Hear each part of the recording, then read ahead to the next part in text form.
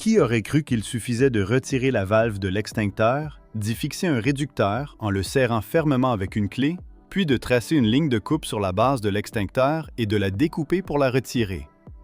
Ensuite, à l'aide d'une perceuse manuelle, percez 2 petits trous sur le côté de l'extincteur, puis agrandissez-les avec un alésoir pour y insérer un raccord en Y et un raccord fileté interne, et soudez-les en place.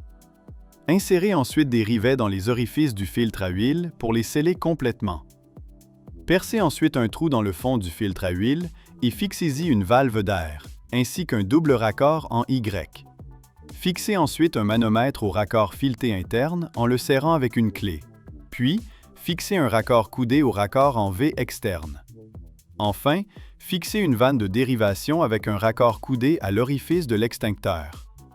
Pour finir, un filtre métallique fabriqué à partir de boîtes de conserve en aluminium est installé sur le robinet, en remplacement de l'aérateur d'origine.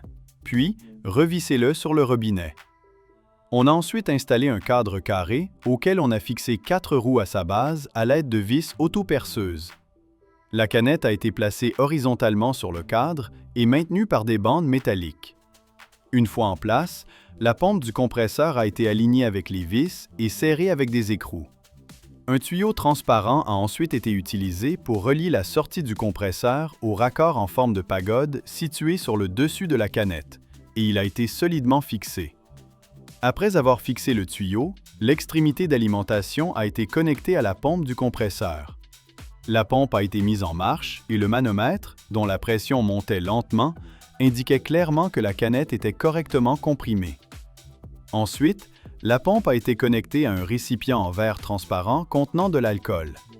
Le robinet a été ouvert et enflammé. Les flammes étaient intenses et concentrées.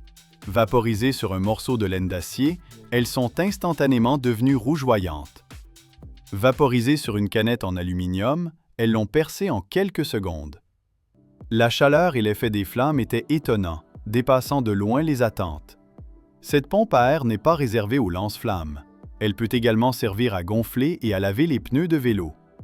On ne peut qu'admirer le talent exceptionnel et la créativité novatrice de ce jeune homme.